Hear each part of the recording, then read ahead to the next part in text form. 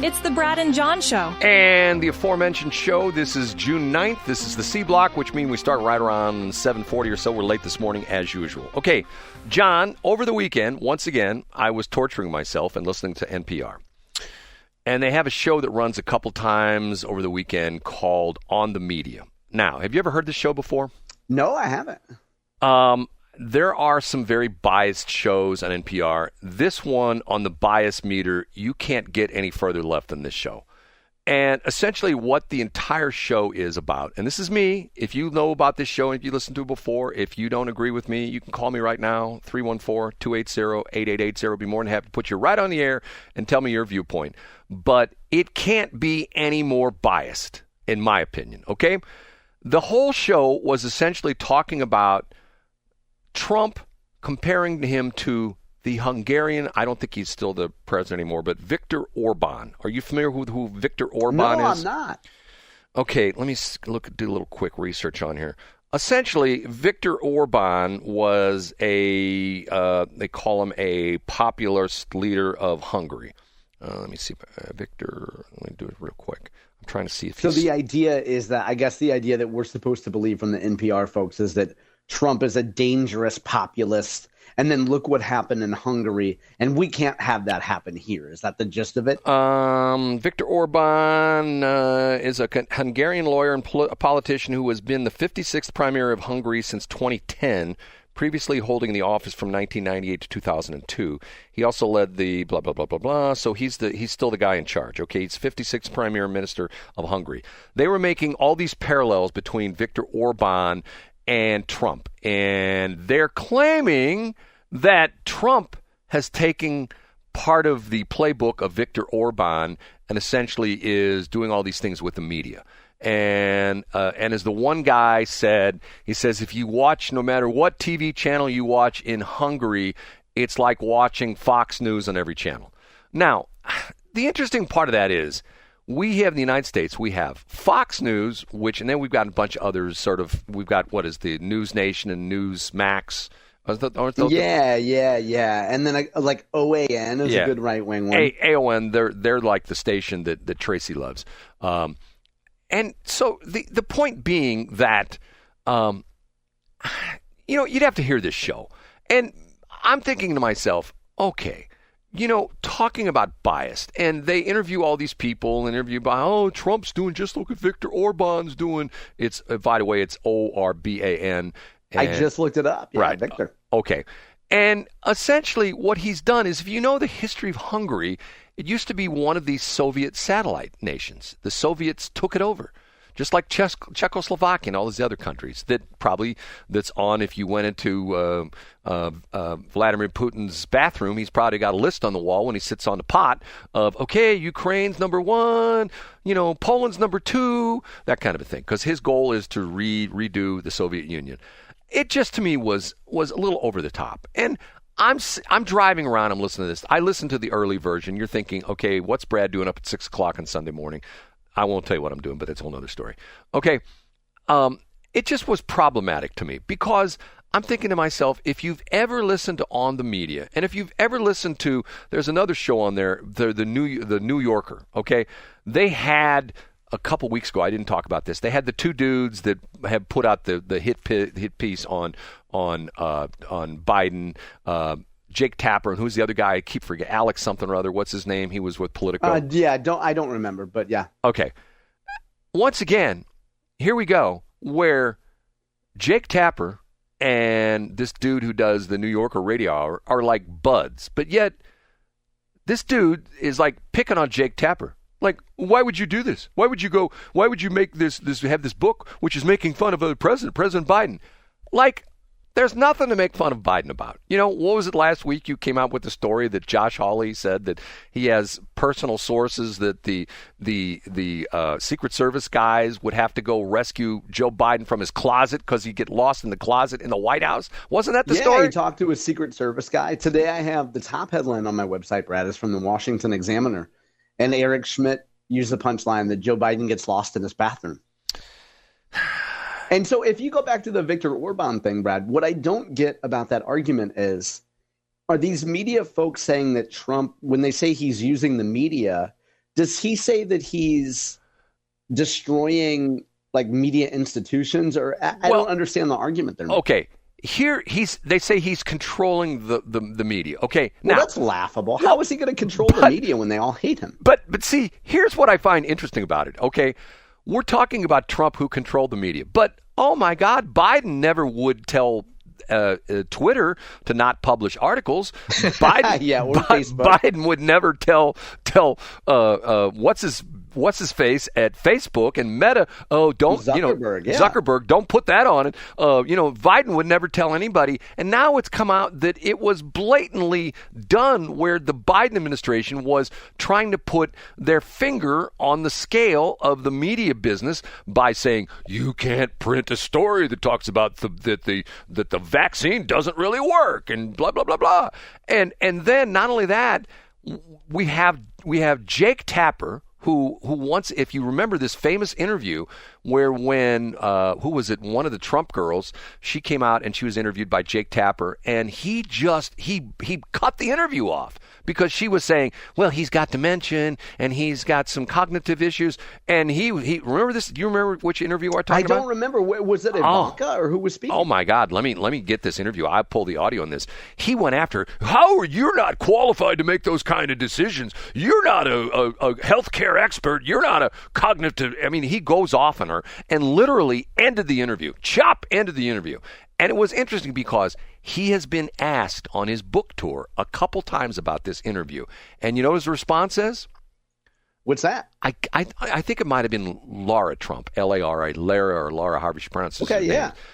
He said, I called to apologize to her. So in other words, but the point being is, here's the guy that's writing the book that was in the tank for the Bidens. And what's interesting to me is you got the NPR dudes and dudettes saying, oh, Trump's got his finger on the scale of media and he's trying to get rid of our corporation for public broadcasting money.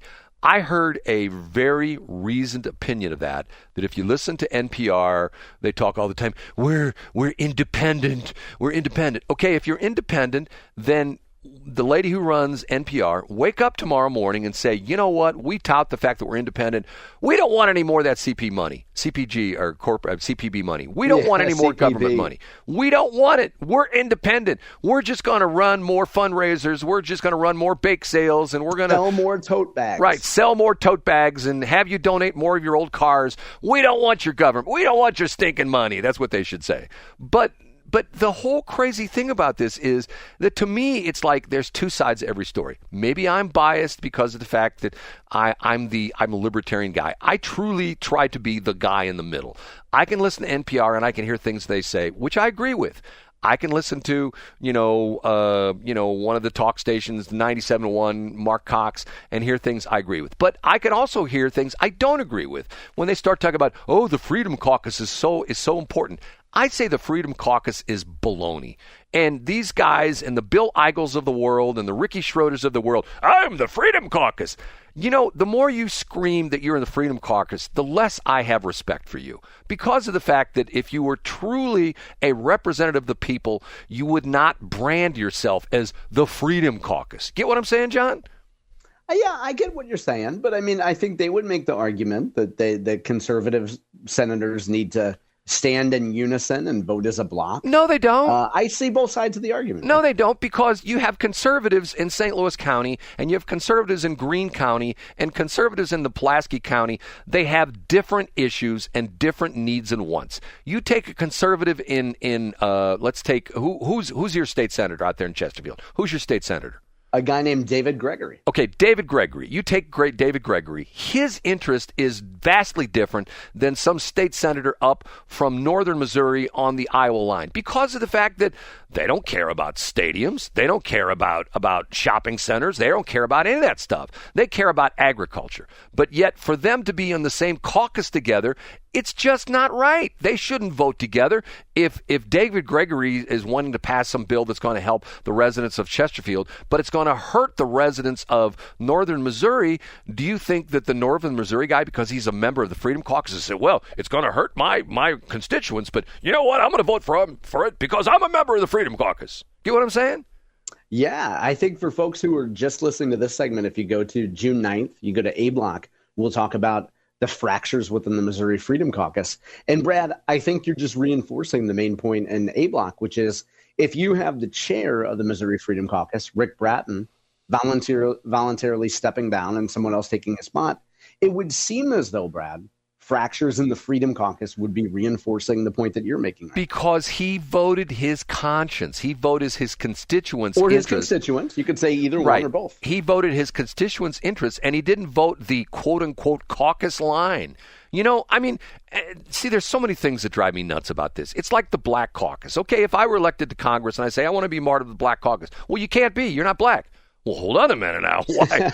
Let's think about that for a minute. Or if there's the gay caucus, the LGBTQIA caucus, I want to be that. Well, I'm a straight guy. Well, you can't. You're a straight guy. Okay. But you also, Brett, let me interrupt, Brett. You also know about a lot of musicals.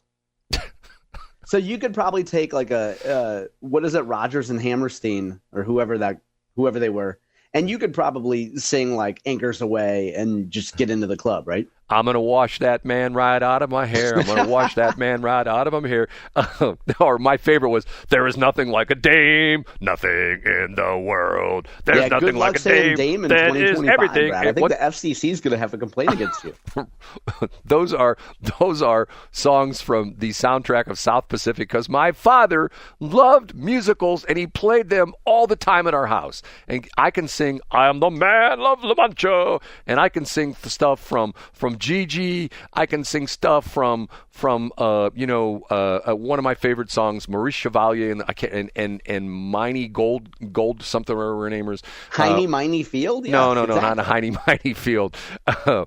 Oh yes, I remember it well. You remember that one? Do you know that one? I don't remember that one. I gotta admit, there are a number of musicals that I enjoy, but I don't remember some of those more old timey ones.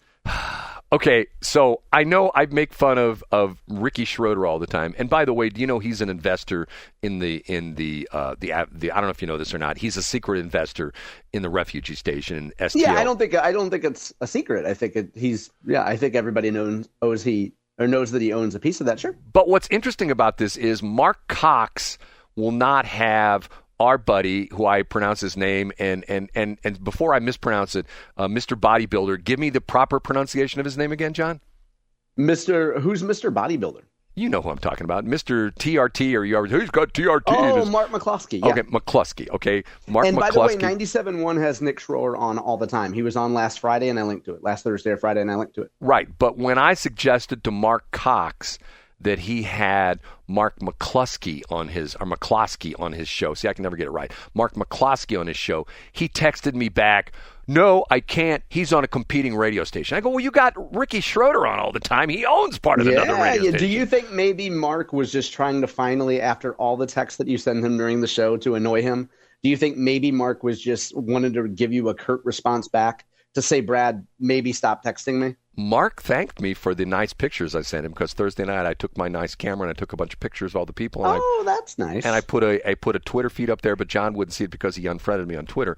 But anyway, you can't unfriend somebody, but I do it that way so that you can't reply to my tweets. Right. Okay. And so that's a good thing. Okay. Last but not least. Okay. The situation, I saw this, I thought to myself, this can't be real, and it is real. It's a true story. It's not BS. The problem with the real IDs, they're starting to enforce the fact that if you don't have a real ID or a passport, you can't get on planes. Guess what people are trying to use as their ID to get on planes? I'm not making this up, John. This is a real story. Are they trying to use their Hazelwood School District ID? No, they're trying to use their Costco membership cards. Oh, nice. Hey, they're probably pretty stringent at Costco, don't you think? Oh, anybody who got money in their account gets a Costco card.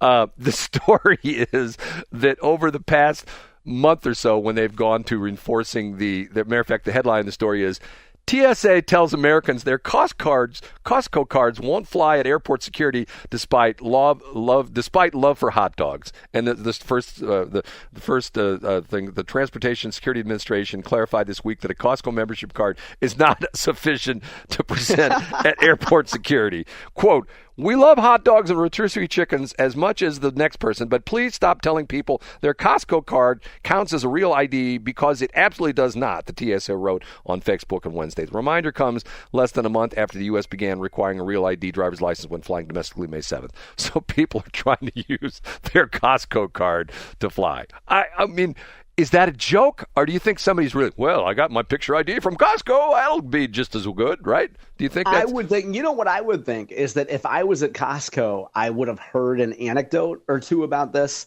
and I would have pitched the story to national media, because you get morning radio talk stations talking about Costco versus Sam's Club, and you get to reinforce the idea that Costco is like so popular among people that they would even try to use their card at the gate, I guess. Okay, we have to end this show, and I end it with two names. Niall Stevens, Shelley Barr. Niall Stevens, Shelley Barr. Niall Stevens, Shelley Barr. That's it. You forgot David Hoffman. Oh, we didn't talk about David Hoffman, did we?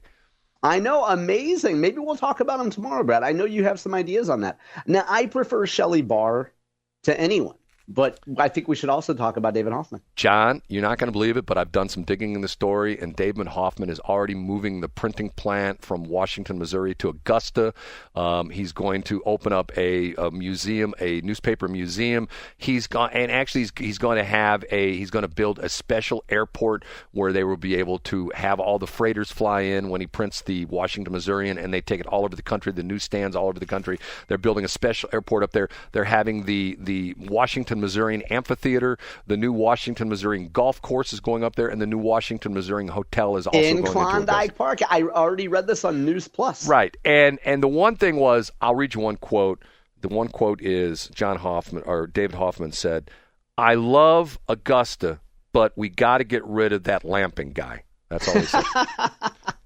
That's all he said. But thankfully, he went to Brad Hildebrand, and Brad didn't know the difference between Mark and John, so nobody got captured. Say goodbye, John. See you guys tomorrow.